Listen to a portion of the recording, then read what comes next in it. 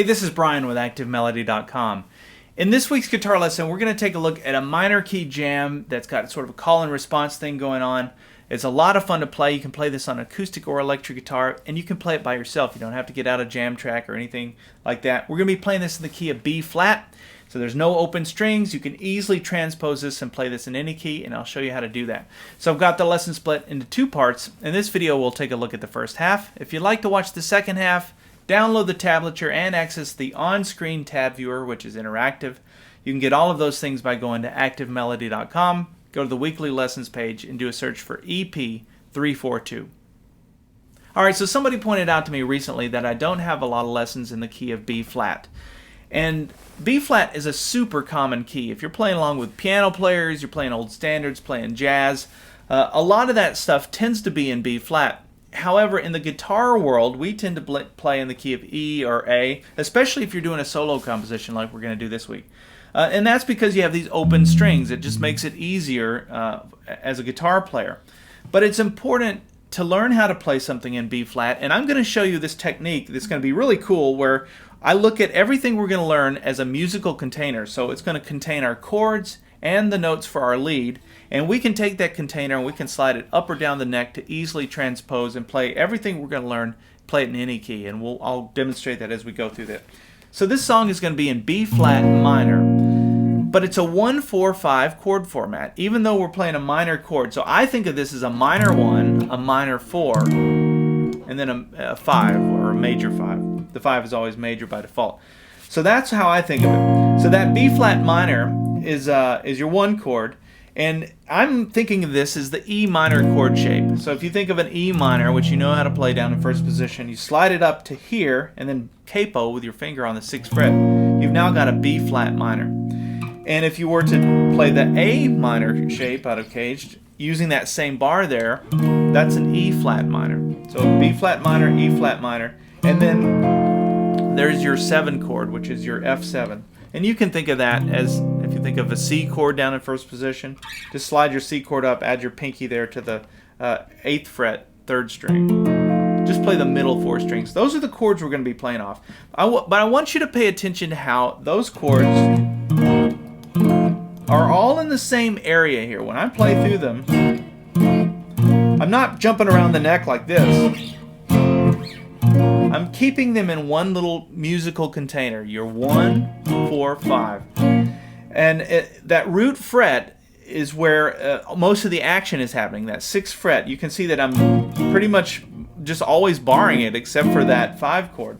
And so I think of that as my root fret. That gives me a visual anchor now for this container that we're building. So those are the chords that live in the container. Now the lead part, or the solo notes that are in that, would be the minor pentatonic scale pattern 1. So you can connect those back to that root fret. It looks like this.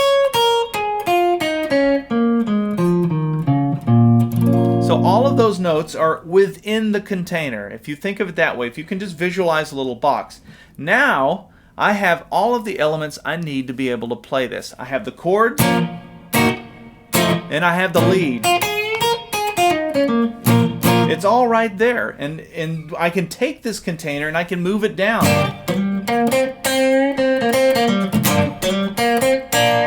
So it makes it very easy to transpose.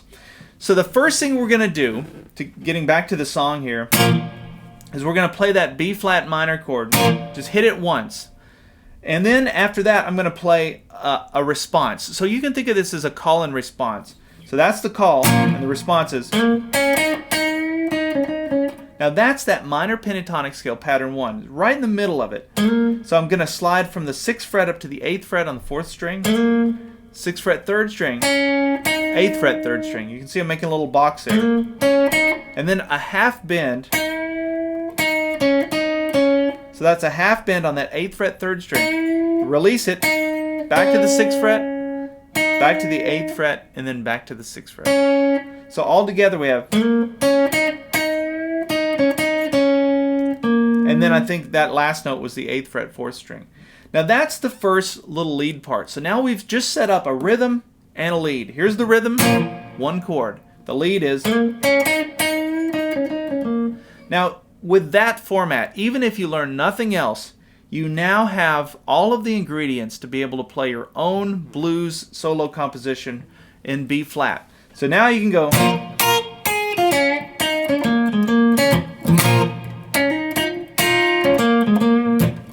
I'm just making it up, but I'm just showing you that I'm taking that minor pentatonic scale, taking one chord, and I'm already creating a call and response that starts to make sense. It starts to become very logical. All right, so let's back up. We're going to play that B flat minor chord 3 times. So it's going to be the call and response format with that B flat minor happening 3 times. Here's the first one. You know that one. Now here's the second one. All right, so you know how to play the B flat minor chord. Now the response. All I'm doing is I'm staying in that minor pentatonic scale, pattern 1, sliding from the 6th to the 8th fret on the 4th string, and then there's 6th to the 8th on the 3rd string, and then I'm going to hit 2 strings there. That would be strings 2 and 3 on the 6th fret. Then we're coming down to the 8th fret 4th string, and then with middle finger 8th fret 5th string. So, and then back to the 6th fret 4th string, back to the 8th fret 4th string. So I remember learning how to do that. I remember that being a little bit challenging, trying to cram both fingers into the same fret, but you can do it. Just practice over and over again until it starts to become comfortable. All right, so those are the first 2 times through. That's the first 2 call-in responses.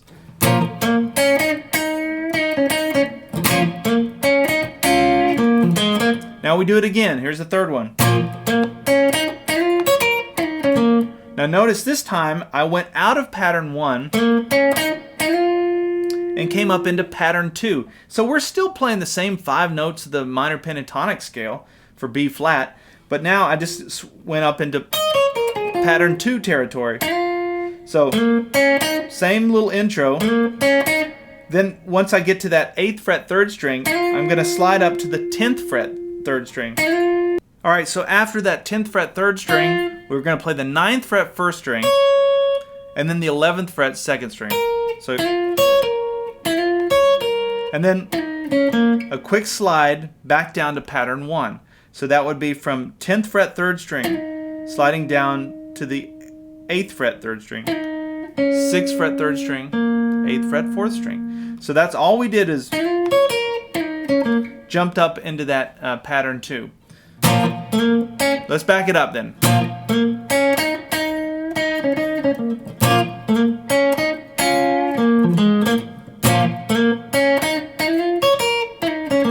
Okay, so that's the first 3 times, playing the 1 chord, the minor 1 chord 3 times, and then it goes to the 5 chord. So we're skipping the 4 chord altogether. We're going from the 1 to the 5 chord, the minor 1 to the 5. Now once I played that, that's just that F7.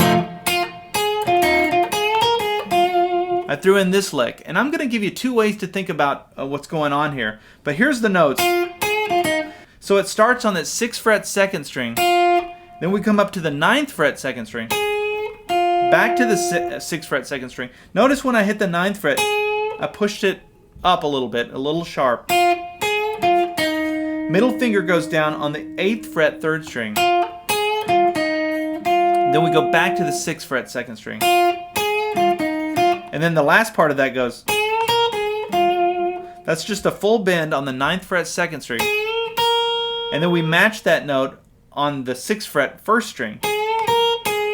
Back to the 9th fret 2nd string. And then the 6th fret 2nd string. So that whole lick goes. Now, what is that? I told you I'd give you 2 ways to think about it. One way you can think about it is we're just staying in the key of the song. We're staying in B flat minor. So we're just staying in the B flat minor pentatonic scale. And these notes are right in pattern 1 of the minor pentatonic scale of the key that we're in. All right, so that's one way to think about it. The other way to think about that would be these notes would be in the minor pentatonic scale pattern 3 for the key of F. So they're the same notes, so it doesn't really matter. but I want you to think about it two different ways because that'll come to serve you later, as you learn how to improvise. So if we're playing an F, pattern 3 would be right there, pattern 4 would be up here, pattern 5 would be up here, and then pattern 1 would be up here. And we're just playing the minor pentatonic scale for F. So those notes are right in that pattern 3 of the minor pentatonic scale for that chord of F. That's a little more difficult way to think about it. I think it's easier just to stay in the key of the song. For the most part, especially if you're just learning how to improvise, definitely if you're learning when you're first learning how to improvise, just learn to stay in the key of the song first. But to make it easy for now, let's just think of everything we've done as being B flat minor pentatonic scale pattern 1. Well, with the exception of going up into pattern 2 for that one part. All right, so let's back it up from the beginning. We have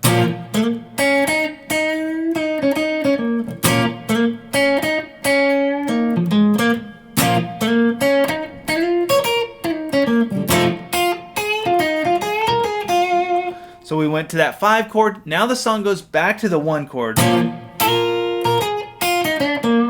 And what I'm playing there, going back to the B flat minor chord, and then walking right down pattern 1 of the minor pentatonic scale. I'm starting with a double stop, playing 2 strings at once there. So that's strings 1 and 2 on the 6th fret, 9th fret 2nd string, and then watch this. That's the 6th fret 2nd string, 8th fret 3rd string, 6th fret 3rd string, 8th fret 4th string, walking right down. It's a great little lick there, and it's an easy lick to remember and use in other things. All of these licks. Just remember them and try and test yourself by playing along with jam tracks and using them in other things. So,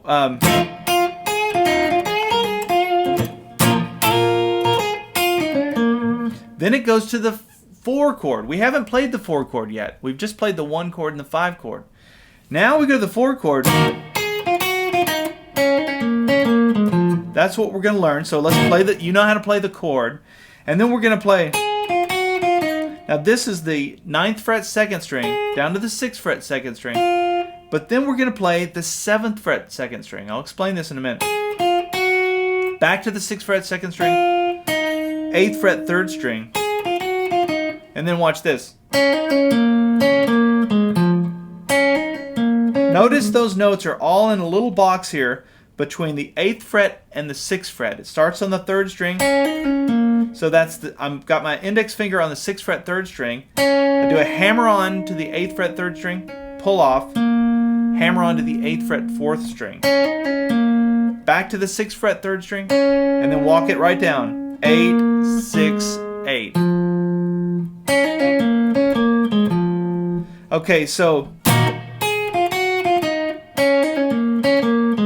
that's the lick that I'm playing over the 4 chord. So the way that you might think about this, if you go all the way back to a lesson I did a few weeks ago, EP338, and last week's lesson, which was EP341, I talked about this triangle and connecting the triangle to this minor chord shape. This will be a light bulb for some of you. You'll remember this. If not, go back and review those lessons. But there's a little triangle, little minor pentatonic triangle that lives off of this chord shape. And so, to me, that's what I was picturing. I was picturing the E flat minor pentatonic triangle. And then I explained in EP341 that you could take the triangle and then you could add this note to it, which is in the minor scale. So that's just an easy, I'm oversimplifying it by explaining it that way, but that's where the notes are coming from. That's how I thought of them as I was playing that. And then I'm just back into minor pentatonic. Just for a moment there, I stepped out of it to give it a little more color. I didn't have to do that. I could have just stayed in minor pentatonic scale, but just adding that one note, it gave it a little more flavor, and then we're right back into minor pentatonic scale. So then after that, I played the F7. I hit it twice. Then I played the E flat minor, and then we go back to the B flat minor, and then back to the 5 chord. 5 for a turnaround. And then the song goes into a whole other section. There's actually 2 other sections, but I'm going to save those for the part 2 video. This video is our foundational video. There's a lot of information we've covered. And if you learn nothing else, you've got the format with this musical container to be able to take this in whatever direction you want. You can improvise on this for as long as you want. So let me back up and I'll play through this one more time, and then I'll see you in part 2 and we'll go over the second half. And if you haven't become a premium member yet, this would be a great time to do that. I've got hundreds of lessons. I've got courses. I put them up every week. If you're serious about learning how to improvise on guitar and really understand the fretboard and be able to sit in and just jam with other people, this is the program for you. So it's activemelody.com. So check it out if you haven't. All right, here we go from the beginning. 1, 2, 1, 2, 3.